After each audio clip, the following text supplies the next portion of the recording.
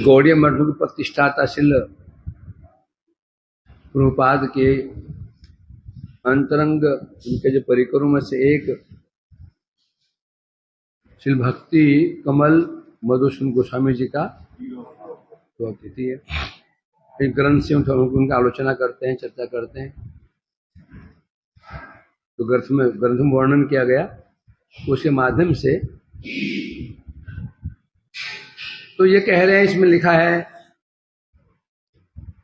इनका जन्म 1909 ईस्वी में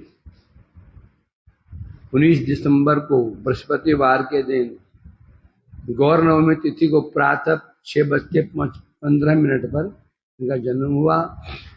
पूर्व बंग फरीदपुर जो बांग्लादेश है, उसमें फरीदपुर जिला था, उस जिला के अंतर्गत वाजिदपुर गांव में एक ब्राह्मण कुल में जन्म हुआ।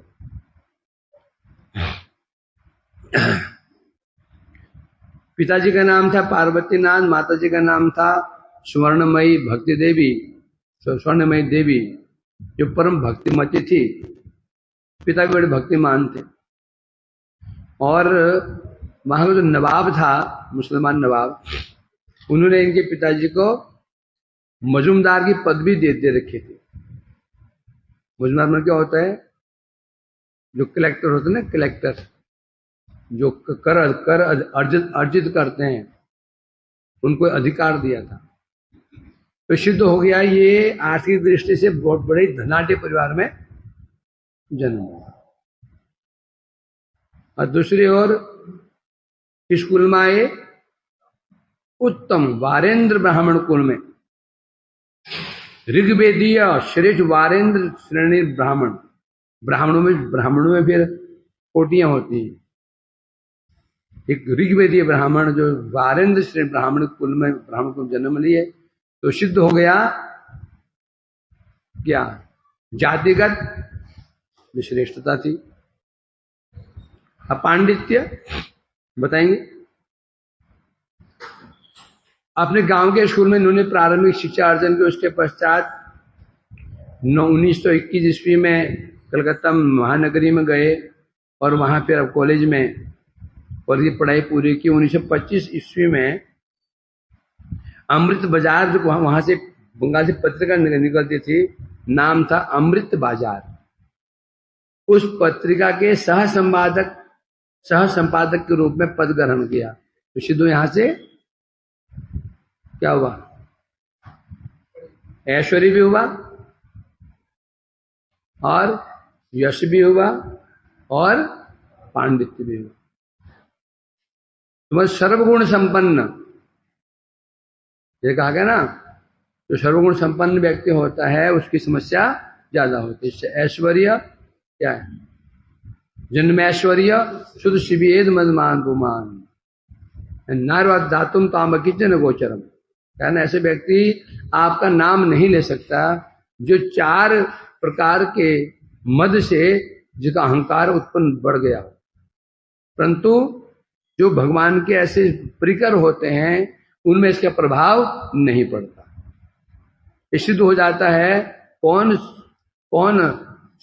ऐसे सिद्ध महापुरुष हैं और कौन साधन कोई साधक है और कौन सिद्ध है, इसका लक्षण है। चार गुण होने पर भी यदि 4 गुण उसे प्रभावित नहीं कर पाते हैं तो मानना पड़ेगा ये क्या है? कौन है ये? कोई सिद्ध महापुरुष है जिसमें माया का प्रभाव नहीं पड़ रहा। और ये 4 गुण से गुण होने पर प्रभावित हो जाता है तो मानना पड़ेगा ये माया के अंदर है। पूर्वाज जी के जो गण हुए हैं सब ऐसे में, बड़े बड़े धनी परिवार में, बड़े बड़े उच्च कुलीन, परम सुंदर, परम पंडित होने पर भी दीनता। तो इसलिए कह रहे हैं यहां पर, अब ये अमृत बाजार जो पत्रिका के संपादक थे, उस समय श्रील प्रभुपाद जी शुद्ध भक्ति धर्म जो महाप्रभु का प्रचारित वैष्णव धर्म उसका प्रचार कर रहे थे। कलकत्ता में उन्होंने मठ बनाया था, बाग बाजार, गौड़ीय मठ जिसे हम कहते हैं। वही मठ पहले था। तो एक बार 1925 ईस्वी में ये श्री महाराज जी अपने कुछ सहकर्मियों के साथ में कलकत्ता मठ में गए, बाग बाजार, और वहां पहले लगा है ना प्रदर्शनी लगती थी प्रदर्शनी, उसमें विभिन्न लीलाएं इत्यादि दिखाई जाती थी। अभी चैतन्य गौड़ीय मठ में वो ऊपर प्रदर्शनी है, मायापुर में बाजार मठ के में प्रदर्शनी, उसके माध्यम से महाप्रभु लीलाओं को दिखाया जाता था, उससे लोग आकर्षित होते थे। तो प्रदर्शनी लगी हुई थी और लोग दर्शन करने जाते थे, हैं? तो ये भी गए। उस समय वो जो मठ था उस नाट्य मंदिर में और श्रवण सदन में, नाट्य मंदिर और श्रवण सदन जहां कथाएं सुनी जाती हैं, वहां उस समय श्री प्रभुपाद जी हरि कथा परिवेशन कर रहे थे, नित्य प्रति कथा करते थे मंदिर में। जैसे उनकी कथा श्रवण की इनको अनुभव करने में देर नहीं लगी कि ये जो महापुरुष हैं इनसे मेरा कोई संबंध तो है, इनसे मेरा कोई संबंध है, अनुभव हुआ उनको। लगा जैसे मेरे आराध्य, मेरे यही आश्रय हैं, कि उनको अनुभव हुआ। क्योंकि श्री प्रभुपाद का जो एक तो दर्शन, दिव्य दर्शन, और ओजस्वी वाणी, उनकी कथाएं भी ओजस्वी कहने से प्रेरणादायक, उत्साहवर्धक ऐसी कथाएं होती थी। तो बड़े प्रसन्न, बड़े उनके बड़े संतुष्ट हुए, बड़े आकर्षित हुए। फिर 1929 ईस्वी में इनका मन अब संसार में लगा नहीं, 225 में दर्शन किया, तब से आना जाना करते थे, कथा सुनते थे प्रभुपाद जी की। 1929 ईस्वी में इनका मन संसार से उचट गया, इन्होंने संपूर्ण गृह त्याग कर दिया और गृह त्याग करके श्री प्रभुपाद चरणों में समर्पित हो गए, मतलब मठवासी बन गए। मठवास का सिस्टम होता है, पूर्व इतिहास भुला ही नहीं सकल। मठवासी क्या करते हैं, पूर्व इतिहास को भुला देते हैं। सबसे पहले जो इनका नाम था, नृपेंद्र सन्नियाल नाम था इनका, वो नाम को बदल करके भगवत भक्ति सूचक नाम रख दिया, हरिदास सूचक नाम रख दिया।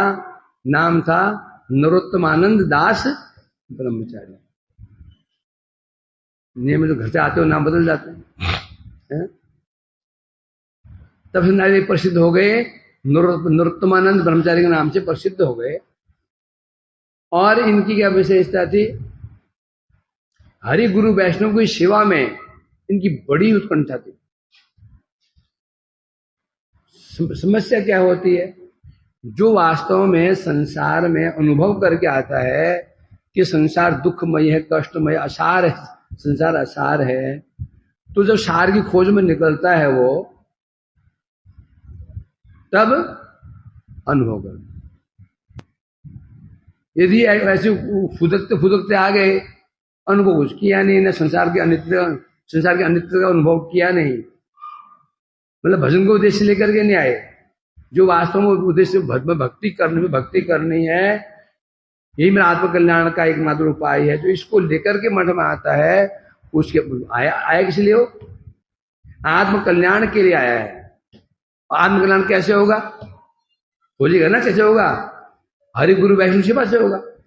जो ये उद्देश्य लेकर के मुझे अपने आत्मकल्याण में भक्ति प्राप्त करनी है, भगवत सेवा प्राप्त करनी है, तो स्वाभाविक है। तो उसको वो किसे प्राप्त होगी, हरि गुरु वैष्णव सेवा से प्राप्त होगी। तो उसकी ऑटोमेटिक गुरु वैष्णव सेवा में उसकी अनुरक्ति होगी। अब जिसका लक्ष्य ही नहीं है, अब घर से आगे देखते क्या होता है, तो फिर देखा जाता है उसकी अनुरक्ति गुरु वैष्णव सेवा में हो ही नहीं सकती। ये पर हमने अनुभव भी करते हैं। पर क्योंकि ये तो लक्ष्य लेकर आए थे, क्या लक्ष्य? मुझे अपने स्वरूप को प्राप्त करना है, मुझे भक्ति प्राप्त करनी है, कृष्ण सेवा प्राप्त करनी है, तो स्वाभाविक है। तो साध्य होगा तो साधन भी होगा। साधन क्या है? हरि गुरु वैष्णव सेवा ही साधन है किसका? कृष्ण प्रेम प्राप्त करने का। जो साध्य लेकर के घर से निकले हैं, मठ में आए हैं, क्या साध्य? कृष्ण प्रेम प्राप्ति साध्य लेकर के आए हैं, साधन भी करेंगे। जो कुछ साध्य लेकर के आए ही नहीं है, अनेक कारण होते हैं। संसार में कष्ट पाया, कष्ट मिला तो आ गए, यहाँ देखते हैं क्या होता है, तो फिर उसकी अनुरक्ति हरिगुरु सेवा में नहीं देखे जाती। परंतु ये इनका लक्ष्य था, लेकिन बड़ी रुचि थी, गुरु वैष्णव सेवा में रुचि थी। विशेष रूप से श्रवण कीर्तन में इनका अनुराग था। हरिकथा श्रवण और कीर्तन, कथा में इनकी कथा सुनने में बड़ा अनुराग था और कीर्तन का अनुराग था। श्रवण कीर्तन, उनके इस गुण को देख करके उस समय श्रील प्रभुपाद जी ने इनको, जो उनके श्रेष्ठ सन्यासी लोग थे, उनके साथ में भारत के विभिन्न स्थानों में महाप्रभु का प्रचार करने के लिए भेज दिया, नियुक्त कर दिया। क्या देखा उन्होंने? प्रभुपाद ने ऐसे क्यों भेज दिया उनको इतनी जल्दी? उन्हीं योग्यता को देखा कि क्या योग्यता इनके अंदर है। इनको हरिगुरु वैष्णव सेवा में इनकी अनुरक्ति है। दूसरा, कथा श्रवण में अनुरक्ति है और कीर्तन में अनुरक्ति है। ये योग्यता होती है। जिसकी अनुरक्ति कथा श्रवण कीर्तन में हो जाती है और विशेष रूप से हरिगुरु वैष्णव सेवा में अनुरक्ति हो जाती है, तो उसका पतन होने की संभावना नहीं होती। अब उसको ना तो गुरु सेवा में अनुरक्ति है, ना वैष्णव सेवा में अनुरक्ति है, बस थोड़ा ज्ञान हो गया, शास्त्र पढ़ लिए और बस हो गया। बोला प्रभु जी मेरा तो कीर्तन में अनुरक्ति है। प्रभु ने कीर्तन में अनुरक्ति, कथा कौन कीर्तन में? ये कीर्तन में नहीं, कथा कीर्तन में। ये कीर्तन में नहीं, जो कथा कीर्तन प्रभु जी जो है ना, भागवत कथा कीर्तन बड़ी बड़ी अनुरक्ति है। और जो की पदावलियां होती ये तो ये गाते हैं जिन्हें जो पढ़े लिखे नहीं, जो पढ़े लिखे नहीं है ये कीर्तन वो करते हैं। गुरु ये हमारा बोलते प्रभु, कौन गाएगा ये तो पदावली है। किसके लिए? जो अनपढ़ है। जो पढ़े लिखे उनके लिए क्या है? भागवत प्रवक्ता, भागवत। ऐसा नहीं है, समस्या ये होती है। अब इनको भेजा, जो जहां जहां जाते और वहां पर उनके जो श्रेष्ठ सन्यासी लोग हैं, इनके इन गुणों से प्रभावित होकर के इनको जगह जगह हरिकथा बोलने को अवसर देते थे। और जहां हरिकथा बोलते थे लोग मंत्र मुग्ध हो जाया करते हैं। और फिर इन लोग यहां से फिर कई जगह गए। वहां प्रभुपाद ने बॉम्बे में गौड़ी मठ बनाया, वहां भेजा। जब बॉम्बे में ये रह रहे थे, उसे प्रभुपाद जी ने इनके लिए पूरा 12 स्कंद, पूरा भागवत इनके पास भेजा, पूरा इनके पास भेजा। और इन्हें आदेश दिया, अब तुम्हें भागवत धर्म का प्रचार करना है, यही मेरा निर्देश है तुम्हारे लिए, भागवत का प्रचार करना है। और तब से लेकर के अंत समय तक इन्होंने जो आदेश दिया था इनको भागवत का प्रचार करना है, इसको नहीं छोड़ा जब तक इनको नजरें आंखें दिखती थी। तो दृष्टि ठीक तो अवश्य करते थे। उसके पश्चात, कुछ समय के पश्चात, और जब इनके ऐसे विशेष हरिकथा में उत्साह, दक्षता आदि गुण को देख करके श्री प्रभुपाद जी ने इनको, क्या बज रहा है, बंद कर दो उसको, हाँ स्विच ऑफ कर दो, होता नहीं ना, वही क्या करें, कर ही नहीं पा रहे। ये तो मेरी समस्या हो गई। दिल्ली में था एयरपोर्ट पे, ज्यादा उदयपुर। अब वहां क्या ना, वो ना अंदर घुसने लगे बोर्डिंग के लिए। वो और वो फोन बज रहा है। अब फोन में ऑफ करना आता नहीं था। अब बज रहा हूँ, क्या करूँ इसको, क्या करूँ समझ आ रहा, क्या करूँ इसको। मैं चक्कर पड़ गया, बारह बजे जा रहा, वो लाइन में खड़े अंदर जाने वाले हैं। तो मैंने कहा भैया ये करते बंद कर दो। मेरा मुंह देख रहा है, मैं हमसे हम तो मैंने कहा हम ना वो वाला चलाते हैं की वाला दिखाने के लिए। तो उन्होंने मान दिया, वो बेचारे भी वो परेशान हो गए, बंद कर दो।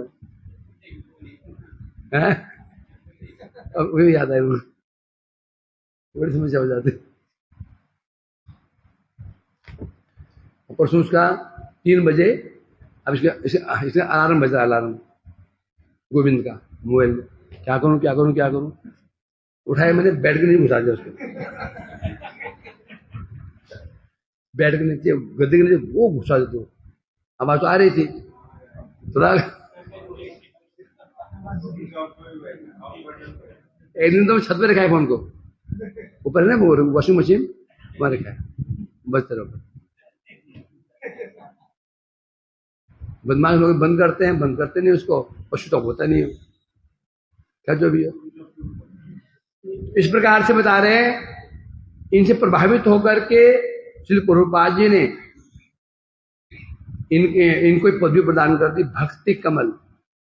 जो उपाधि, जो भक्ति सूचक जो उपाधि से इनको विभूषित किया, इनको पदवी दे दी भक्ति कमल।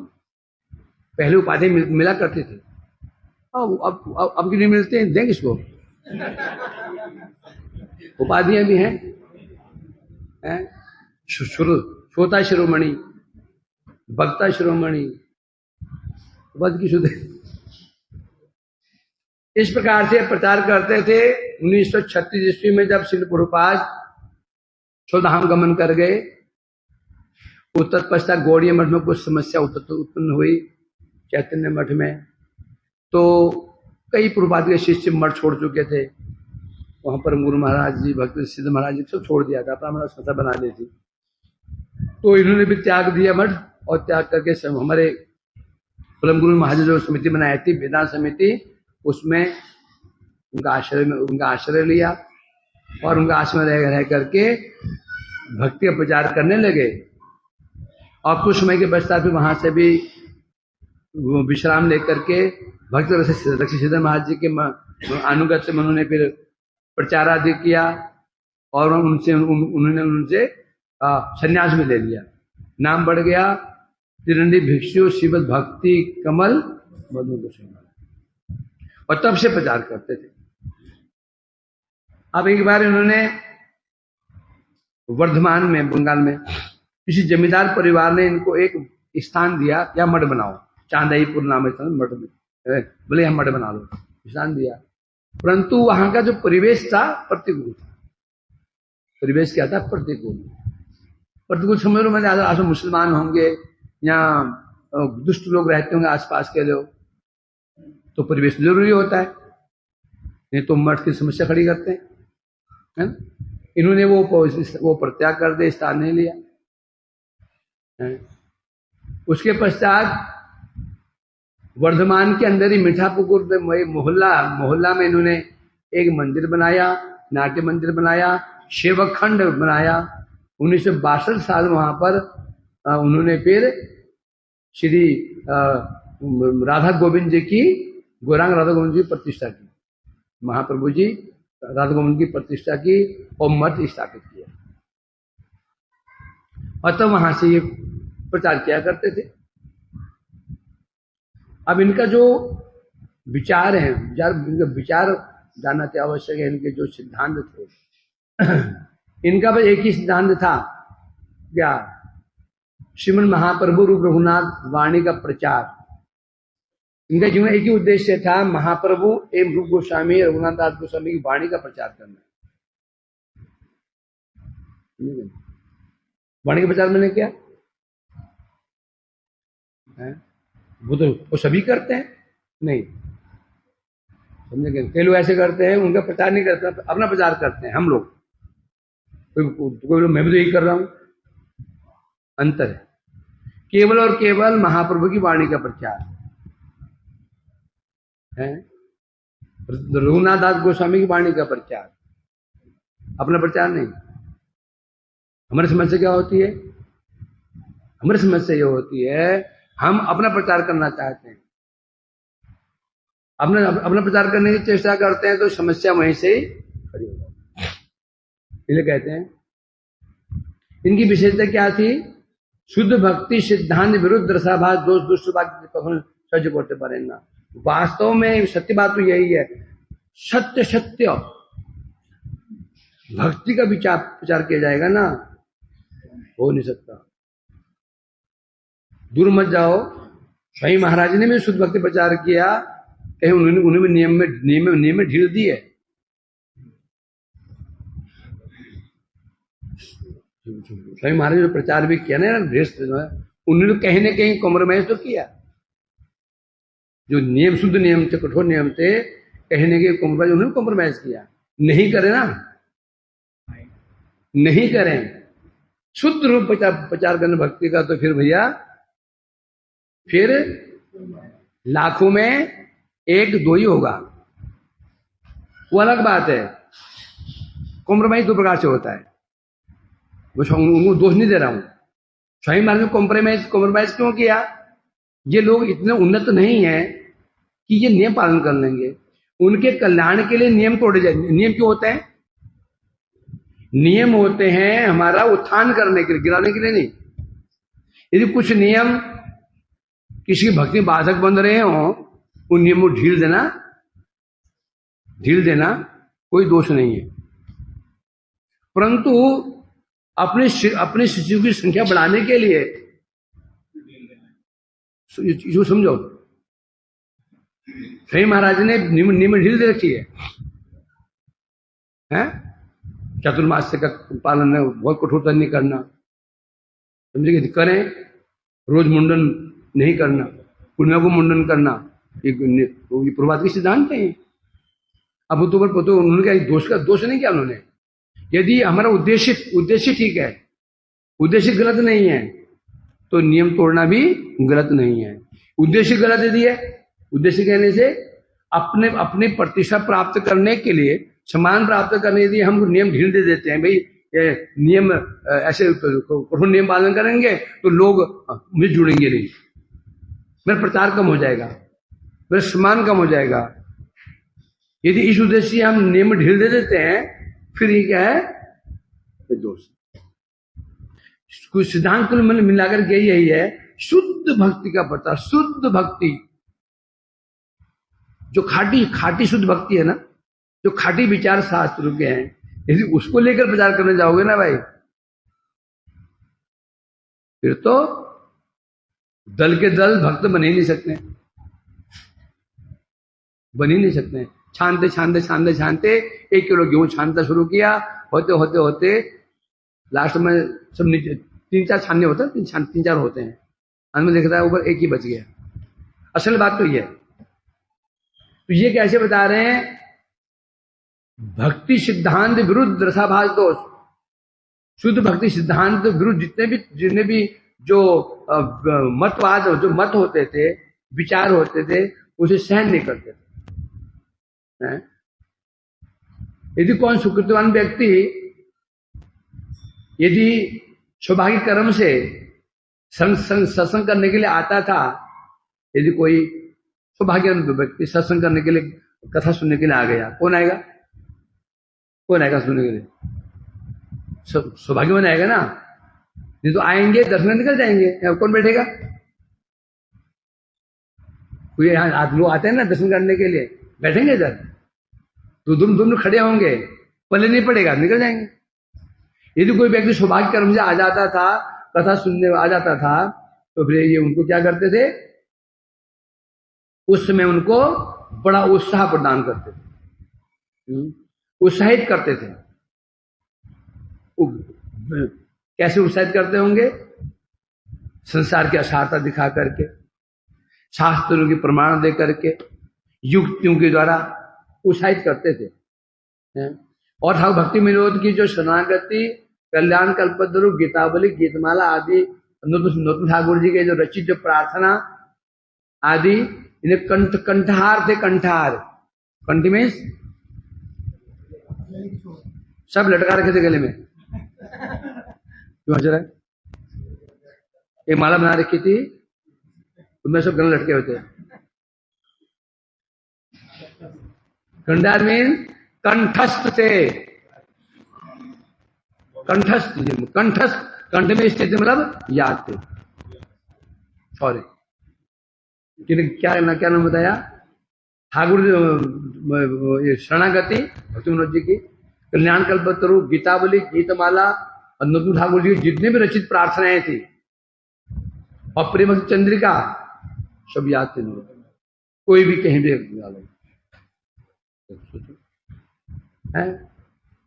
और नाम विशेष बात क्या है, नाम भजन शैतल्य पदन करिया।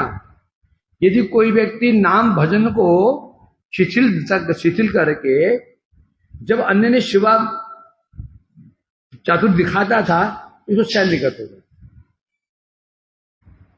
कोई व्यक्ति है नाम नहीं कर रहा है और बहुत सेवा रसोई में लगा हुआ है, सुबह से रसोई में लगे हुए हैं और ये कर रहे हैं, बोल खूब सेवा कर रहे हैं, खूब सेवा कर रहे हैं, परंतु नाम में शिथिलता दिखा रहा है, इसको ये सहन नहीं करते थे। क्या दिख रहा था? कारण हम लोग आज इनको मेरे पास प्रश्न पूछा उन्होंने, कोई नाम में रुचि तो होती नहीं है और है ना, और सेवा में रुचि बहुत होती मेरी, क्योंकि सेवा जो है एक कर्म की तरह है। और हम रुचि किसमें? एक्टिविटीज में, समझे कि नहीं? और नाम क्या है? उल्टा है इसका। नाम ले लो, नाम हाथ में ले लो मतलब कुछ बोल नहीं सकते हो, कुछ कर नहीं सकते हो, गप नहीं मार सकते हो, तो हो गया ये उल्टा। अब सेवा करते हुए गप मारते रहो, कुंडी जलाते हो, यार साले क्या करते हैं लोग, इसको तो छोड़ूंगा नहीं। सिंगार लगेगा। अब नाम में क्या है?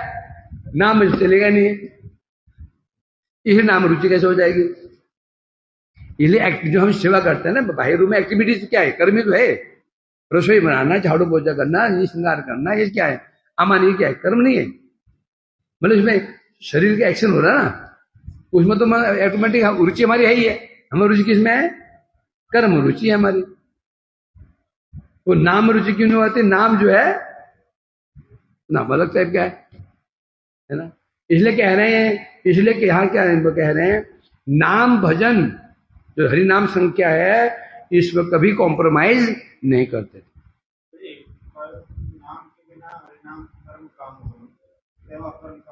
बिल्कुल, हाँ, स्वाभाविक है भाई, नाम केंद्र बिंदु है। हम सेवा क्यों कर रहे हैं?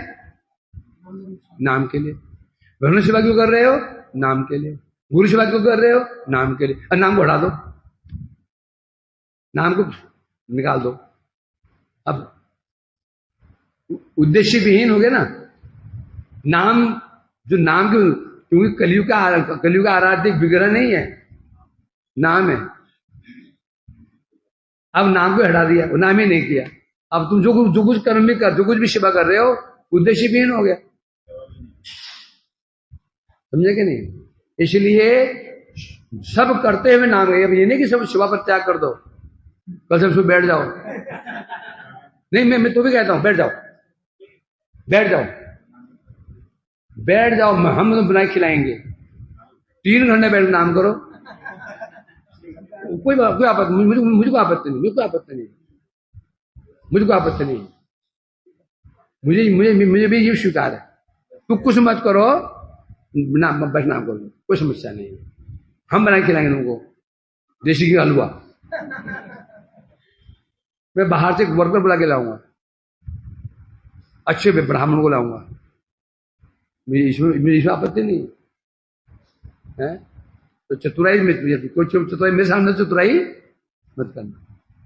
बोले हम तो सेवा नाम से, हाँ नाम सेवा करो, कोई चिंता नहीं, बैठो, बैठ जाओ, 3 घंटे बैठ जाओ, 3 घंटे बैठो, और प्लेट वहीं आएगा, वहीं बैठे रहोगे। प्लेट में उठाऊंगा, तुम नाम करते रहना, हाथ में धुलाऊंगा, हाथ में धुलाऊंगा, रुमाल से पोंछ भी दूंगा, मैं तुमको उड़ने दूंगा वहां से। हम उड़ने नहीं वहां से। और बोल क्या और क्या चाहिए? हैं? हाथ धुलाऊंगा भाई, पायखाने में करा दूंगा, तो उड़ने दूंगा वहां से। जो भी है तो मजाक। तो इसलिए कह रहे हैं यहां पर, इनका जो विचार बड़े अच्छे लगे, जो कह रहे हैं। और विशेष बात क्या है, कीर्तनिया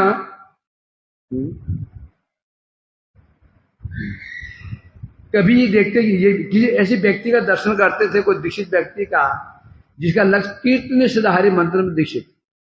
यदि कोई दीक्षित है, किसमें दीक्षित है? कीर्तनीय सदा हरि,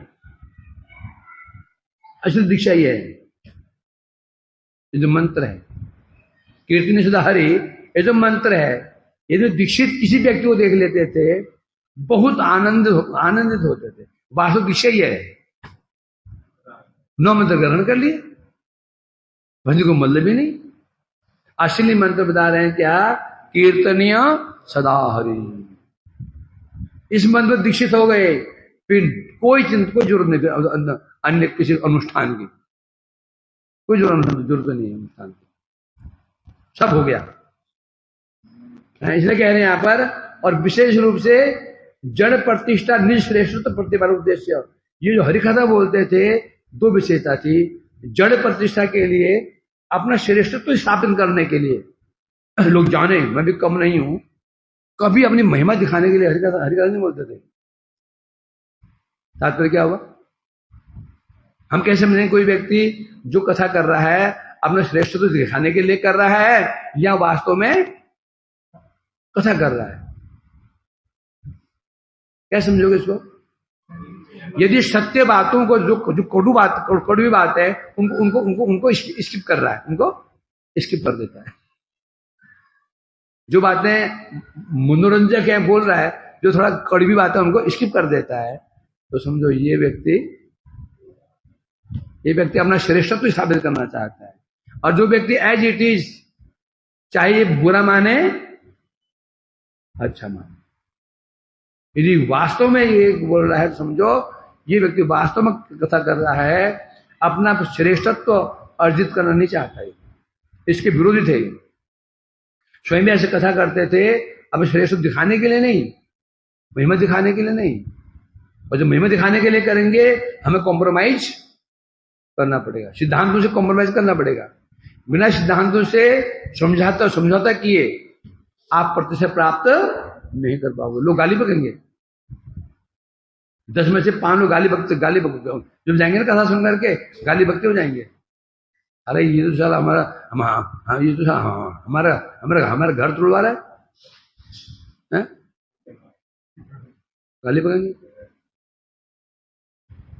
परंतु बता रहे यहां पर, केवल मात्र क्या लक्ष्य था? गुरु पाद पद में गुरु वर्गेर पाद त्राण वाही हरिवार जन उपदेश। क्या उपदेश देते थे? बस एक उपदेश, गुरु वर्गेर पाद त्राण वाही। त्राण क्या होता है? उनके पादुका वहन करो। क्या कल्याण चाहते हो तो क्या शिव ग्रहण करो? वैष्णव के जो चरण, जो पादुका है उसको वहन करो, गुरु जी से पर उतारो। आप पैदल चलो, हम ये लिखा है ना, पाद त्राण भाई मैंने वहन करना, ये उल्टे में होते हैं। अच्छा, गुरु वर्ग के चरण जो पादुका है उसको सिर पर धारण करो, ये ऐसे उपदेश दिया करते हैं। हरि भजन में जीव मात्र की योग्यता है, परंतु सदगुरु पदाश्रय निष्कपट शुद्ध भक्ति संगे विकृत पशु न्याय अवस्थान कर भजन चेष्टा हमारे जीव लक्ष्य उचित। यदि बता रहे हैं भजन में जीव मात्र जीव सवै पुंसा, जीव मात्र, मनुष्य नहीं कहना पर, जीव मात्र होने पर भी, योग्यता होने पर भी, जैसे पेड़ में बीज में योग्यता होती है, वो पौधे को उत्पन्न करेगा, तथापि कुछ बीज को भी जरूरत पड़ती है। किसकी? मिट्टी, जल खाद। तो प्रत्येक जीव की योग्यता है। हम आज सुने ना कि जीव मात्र का, भगवान ने क्या कहा, ब्रह्मा जीव मात्र का भक्ति का विषय मैं हूं, कहा उन्होंने। बद्ध अवस्था में उसको उसका अनुभव नहीं हो पा रहा है। सुबह तो पढ़ा हमने। तो ये कह रहे हैं कि जीव मात्र का क्या है, योग्यता है भक्ति के, परंतु सदगुरु के आश्रय में निष्कपट शुद्ध भक्तों के संग दो चीजें हैं, दोनों चीजें हैं कि गुरु को पदाश्रय कर लिया, काम नहीं होगा अभी। साधु शुद्ध भक्तों का संग भी, संगेन साधु भक्ता नाम, दो वहां है ना। साधन क्या है, गुरु अर्पण न शुश्रूषया भक्तिया, में भक्ति के क्या चाहिए, गुरु और भक्त, गुरु और वैष्णव दोनों चाहिए। गुरु का पदाश्रय में, उनके चरणाश्रय में, शुद्ध भक्तों के साथ में, दोनों को महत्व दिया गया। जहां पर है ना निर्देह माध्यम, उसमें क्या आया, गुरु कर्णधारम, फिर मयानुकूल न बसुतेरितम। क्या मतलब वहां पर, गुरु कर्णधार है, गुरु नाविक हैं, एक्सपर्ट नाविक हैं, तो क्या नाव पार लगा देंगे, नहीं लगा पाएंगे। एक चीज और चाहिए, अनुकूल वायु। यदि वायु प्रतिकूल है तो एक्सपर्ट से एक्सपर्ट जो नाविक भी ना, उसके पसीने छूट जाएंगे। तो अनुकूल वायु क्या है, साधु संग। गुरुजी भी चेष्टा करे, साधु भी धक्का मार रहे हैं उसको। गुरुजी मंत्र दिए, साधु दे धक्का मार रहे हैं उसको, तो गंदे पहुंच जाओगे। गुरु का आश्रय ले लिया और धक्का देने वाले को, भाई पिछड़, धक्का नहीं मारना, मुझे धक्का नहीं मारना, चल पिछड़, तू धक्का क्यों मार रहा, तो पिछड़ा दिया। अब गुरुजी जो लाए जा रहे, कैसे होगा ये बता रहे यहां पर। तो ये उपदेश देते थे क्या, कि सदगुरु के आश्रय में निष्कपट रूप में शुद्ध भक्तों के संग में विकृत पशु की भांति, बिके हुए पशु की भांति रहते हुए गुरु और वैष्णव के ऐसे कैसे रहने पड़ेगा, बिके हुए पशु की भांति। बिका हुआ पशु कभी भी अपना अधिकार नहीं जताता, घास तो खाएगा नहीं, वो भूखा ही पड़ रहे, मांगे नहीं, मेरे को दो। यदि ऐसा रहते हुए भजन चेष्टा ही जीवन का लक्ष्य, ये लक्ष्य होना चाहिए। क्या लक्ष्य होना चाहिए, भजन कैसे, गुरु वैष्णव के अनुगत में, अनुगत भी कैसा, विकृत पशु की भांति, अर्थात अपनी स्वतंत्रता खत्म। बिके हुए पशु की अपनी स्वतंत्रता नहीं होती है। ये एक लाइन पर्याप्त है। अपनी स्वतंत्रता को पूरे गुरु वैष्णव चरणों में दे करके तब भजन करना पड़ेगा, ये है उचित है। हमेशा ऐसा उपदेश वो दिया करते थे। और विशेष रूप से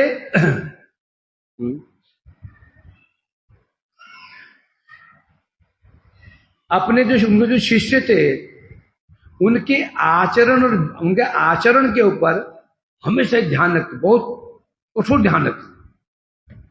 जो शिष्य उनके हैं वो कैसा आचरण कर रहे हैं, कैसा उनका आचरण है, व्यवहार, इस पर पैनी दृष्टि कहते ना, सीसीटीवी कैमरा जैसा क्षण कब क्या कर रहे हैं।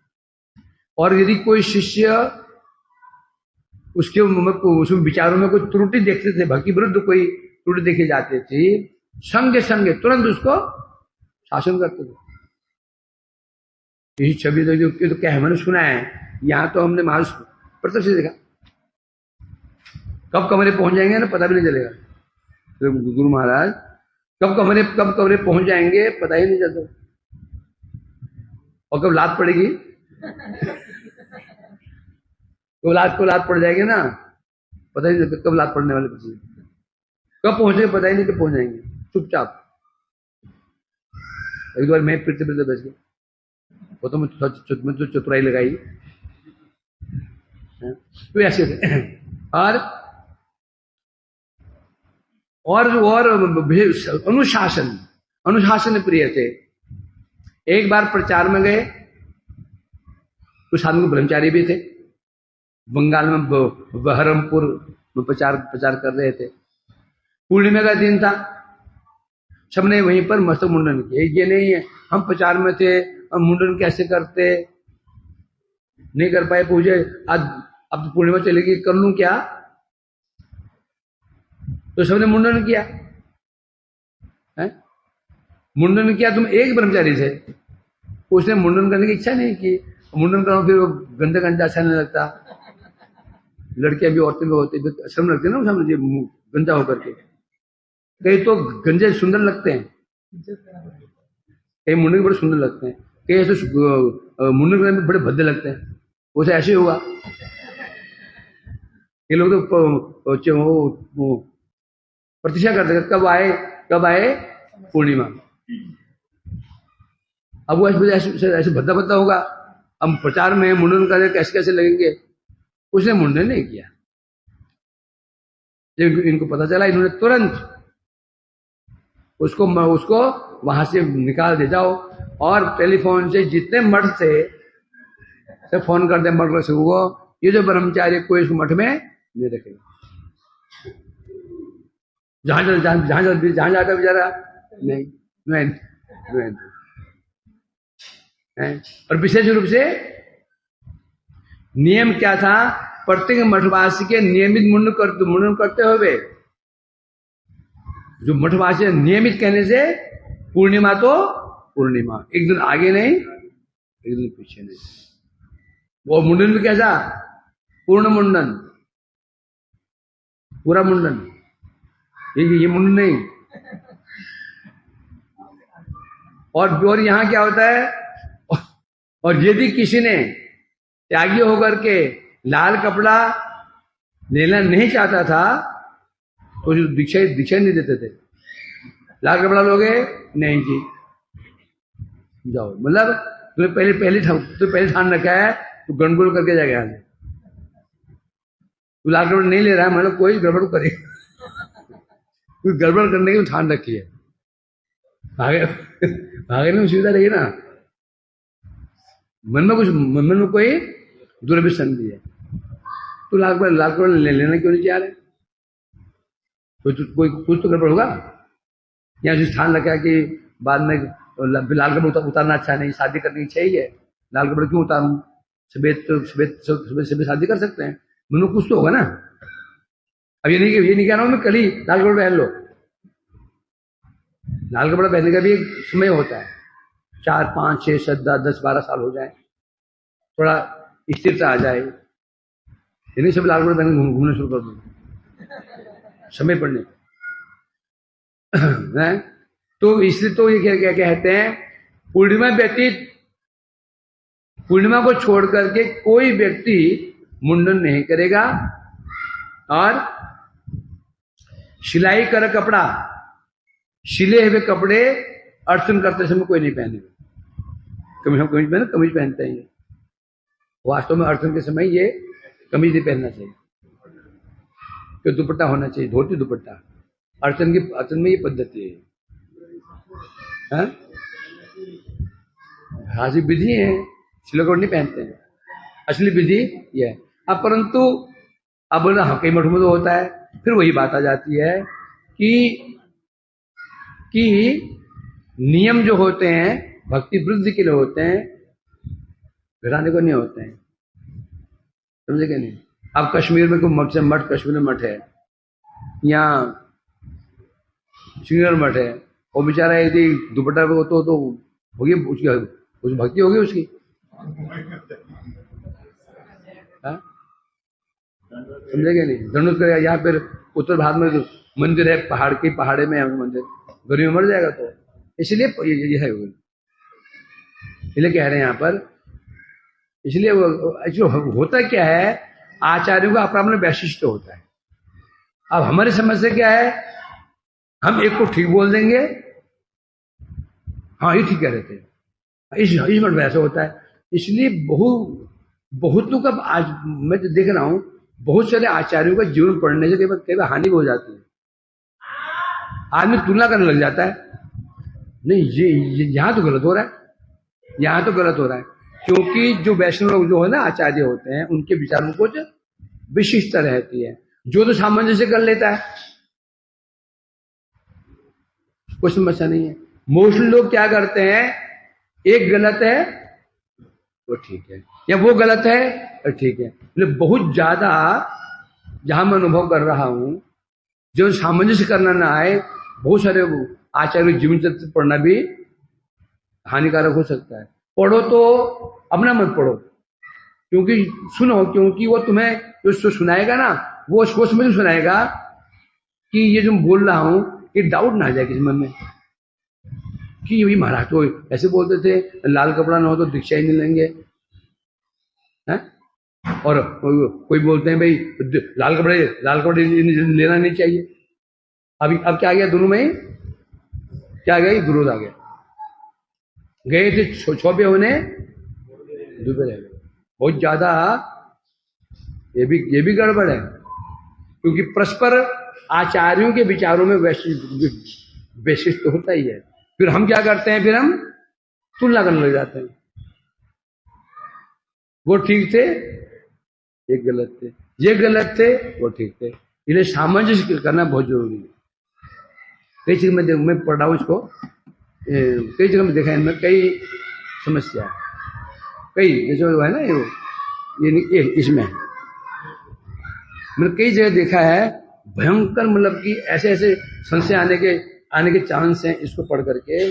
बड़ी समस्या है, बड़ी समस्या है, परस्पर समस्या आने वाली है। क्यों नहीं वो ठीक थे कि ये गलत है, ये गलत वो ठीक थे। अब ये तो भक्ति भारती महाराज थे, उन्होंने सबसे क्या लिया, सार लिया, जीवन गठन कर लिया। परंतु कौन करेगा ये, तो सामंजस्य कर सके, गुण को ले ले, अनुकूल को ले ले, वो तो कर सकते हैं। हमारे से क्या करेगा, गुण में ले लेगा और दोष में ले लेगा। उन्होंने भारती महाराज जी ने हर वैष्णव से एक एक वैशिष्ट लिया। उन्हें सामर्थ्य था, वो भ्रमर है, वो तो भ्रमर है कि नहीं। और हम क्या करेंगे, उसमें ये दोष था, वो महाराज में ये दोष था, वो आचार्य में ये दोष था, हमारा उल्टा रिएक्शन हो जाता है। इसलिए बहुत ज्यादा जहां मैं अनुभव कर रहा हूं, इसलिए उतना ही शरण को जितना तुम हजम कर सकते हो। अब देखो ये देखो यहाँ आ गया ना, आने विरोध आ गया ना, जो तो दीक्षा नहीं लेगा तो लाल कपड़े में दीक्षा नहीं देते थे। अभी है ना कोई अटपटा सा, अटपटा कुछ है क्या नहीं, लगता है अटपटा सा। क्योंकि एक तो और कोई वैष्णव में वो बोलते पहले क्या भजन करो, भजन कोई साल तब लाल कपड़े मिलेगा, इसलिए वैशिष्ट होता है। अब इनका कोई समस्या नहीं है। समस्या किसको हो जाएगी, समस्या यदि हम सामंजस्य नहीं कर पाए तो समस्या निश्चित है। तो यहां कह रहे हैं यदि कोई अभक्त उनसे मिलने आता था और उन्हें विरक्त करने के लिए साधु अवज्ञा सूचक कुछ बातें बोलता था, कड़ी बातें। कोई आए मिलने के लिए आया, आकर के कुछ साधु निंदा, महाराज वो मठ में गया था, वो ये होता है, उस मठ में ये होता है, वो महाराज ऐसे बोलते हैं, वो मैं ऐसे बोलते हैं। तो हम क्या करेंगे, हम लोग तुरंत अपना पूरा जो है ना शब्दकोश पूरा ये पिटारा है ना, खोल देंगे पूरा पिटारा। एग्जाम्पल ये क्या करते थे, नीरव सह्य करते हैं, शांत हो जाते हैं। ये बड़ी बात है, सहन कर लेते थे। यदि कोई अभक्त, कौन है पहले अभक्त है, वो अभक्त होकर के हमारे सबकी साधु निंदा कर रहा है, तो वहां बुद्धिमानी क्या है, चुप हो जाओ, चुप हो जाओ। ये तुम तर्क वितर्क करोगे तो वो और निंदा करेगा, अभक्त तो मानेगा नहीं वो। हमारी समस्या क्या, हम इसको मुख बंद कर, इसको मुख हम बंद कर छोड़ेंगे, इसको इसे मुख बंद करके छोड़ेंगे हम लोग। उस चक्कर में बोलते रहेंगे उसको हम उकसाते रहते हैं। होते उसकी निंदा का परिमाण बढ़ता ही चला जाता है और वो हम सुनते रहते हैं। कितनी बड़ी शिक्षा है। क्या बता रहे हैं? अब उसको उत्तर ही नहीं देते थे। अब व्यक्ति कब तक निंदा करेगा? ये समस्या कई बार मुझे, प्रभु जी वो फलाना सन्यासी निंदा करता है। निंदा करता नहीं, तुम निंदा करवाते हो। तुम चाव से तुम सुन रहे हो, चाव से सुन रहे हो तो तुमको सुना रहा हो, टोक दो उसको। हिम्मत नहीं है ना, बोले प्रभु जी पेट दर्द हो रहा है, प्रेशर बन रहा जा रहा हूं। बेवकूफ तो नहीं समझ जाएगा ना वो, दोबारा बोलेगा क्या? और तुम हाँ ठीक कह रहे हैं, हाँ ठीक कह रहे हैं। अब उसे क्या लगता है? ये भी मेरी जाति का ही है, तो मेरा यहां दुकान चल जाएगी। सावधान। अब विशेष रूप से समस्या किनसे आती है? सीनियर से आती है। क्या बोल रहा है?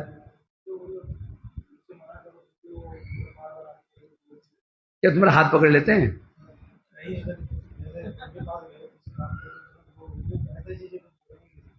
तो हाथ पकड़ना, सुन चल बैठ, हाथ पकड़ता है तो जाता क्यों है? तो समझ गए व्यक्ति ऐसा है, एक बार पहचान लो उसको, मत जाओ तुम, तो हाथ नहीं पकड़ता, बैठ बैठ चल बैठ, सुन फालतू बातें हैं। क्या पहुंच गया? पकड़ रखा तुमको? नहीं पकड़ा ना, निकल ले पतली गल से, फालतू बात। जगत में लोग तो होंगे, तुम बचो और ध्यान रखना। और विशेष रूप से क्योंकि अभी ये 2 दिन का बच्चा है, ये योगेश, किसी निंदा क्या करेगा? किसी भी कच्चा चिट्टा है ही नहीं है, इसके बाद किसी कच्चा चिट्टा नहीं है। वो मेरे पास है, किसने कितने सन में कौन से महीने क्या क्या मुझे पता है। अब पूरा में स्कोप है, मैं पूरा मसाला है निंदा करने का। ये बेचारे क्या निंदा है, क्या निंदा करे किसी? एक किसी अभी कुछ भी आ रही, किसी का निंदा करेगा? कोई मसाला ही नहीं है, अभी विजय है, क्या निंदा करेगा? जुम्मे 3 साल मठ में कुछ दिखाई नहीं इसने। और मुझे पूछो ना, निंदा सुननी है तो मुझे पूछो, हम आपको सुनाएंगे पूरा सन बाय सन। 1989 से पूरा सुना दूंगा। इसने उस दिन क्या किया था, पूरा भंडार है। तो ऐसे जो भंडारी है ना, निंदा के भंडारी, वो खतरा उनसे होता है। नहीं बच्चे क्या निंदा करेगा? क्या निंदा करेगा? तो जो निंदा बड़ाई करते हैं, जो हमें जो मन को भड़काते, कौन भड़काते हैं? नामधारी सीनियर। क्या बोला? नामधारी मतलब नाम मात्र के सीनियर जो हैं, वही समस्या खड़ी करते हैं। अब हम समझते हैं इतने बड़े सन्यासी है, क्या करूंगा? ठीक है, डर लगता है अपराध हो जाएगा, तो यहाँ पे क्या? नहीं, चुप हो जाओ, हूं मत करो, चुप हो जाओ। और स्वयं समझ जाएगा इंटरेस्टेड नहीं है।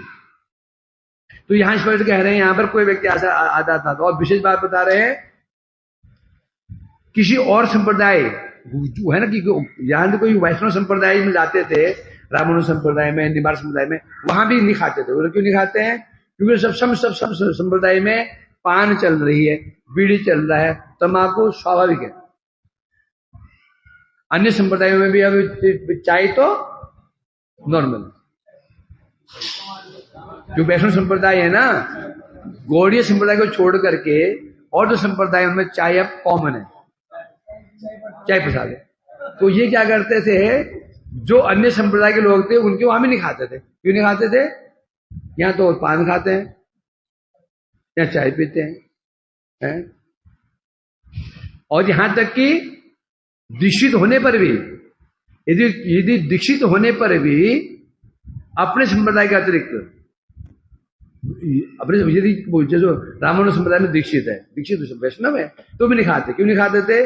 बता रहे यहां पर, वो कहते थे यदि मैं ऐसा आचरण नहीं करूंगा तो मेरे शिष्यगण क्या करेंगे, सब नियम पर त्याग करके भ्रष्ट दीक्षित व्यक्ति के हाथ खाना शुरू कर देंगे और भ्रष्ट हो जाएंगे। यदि मैं ऐसे ऐसे अन्य दीक्षित व्यक्ति हैं उनके हाथ खाना शुरू कर दूंगा, कल मेरे शिष्य लोग क्या करेंगे, जो दीक्षित है पर भ्रष्ट है, वो गुरुजी भी तो खाते थे, तो ये क्या करेंगे, भविष्य में ये मेरे शिष्य भी वैसे अनुचरण कर आचरण करेंगे और भ्रष्ट दीक्षित व्यक्ति के हाथ खाना शुरू कर देंगे, खाते खाते भ्रष्ट हो जाएंगे। इसलिए कहते मुझे ये पालन करना पड़ेगा। इस प्रकार से 82-83 साल तक हैं वे जो उनको आदेश दिया गया था, जो आदेश दिया था प्रभुपाद ने भागवत पाठ करना, करते थे। और जब नहीं कर पाते थे, अंत में उन्होंने अपने जो अत्यंत को निज जानता उसे कहा, अब मैं हरिनाम करते हुए सारा शेष जीवन भी बिताऊंगा, हरिनाम करते हुए, क्योंकि अब दिखाई कम पड़ने लगा उनको, अब भागवत पढ़ना संभव नहीं हुआ। तो अब वो कहते थे अब मैं हरिनाम करते हुए जीवन यापन करूंगा। इस प्रकार के आज के दिन वे हम जैसे बच्चों को समय आदर्श प्रस्तुत करके और एक मार्ग दिखा करके अपने शव में नियुक्त हो गए नित्य धाम में। तो भक्ति कुबल ब्रह्मदेव गोस्वामी महाराज की वांछा कल्पते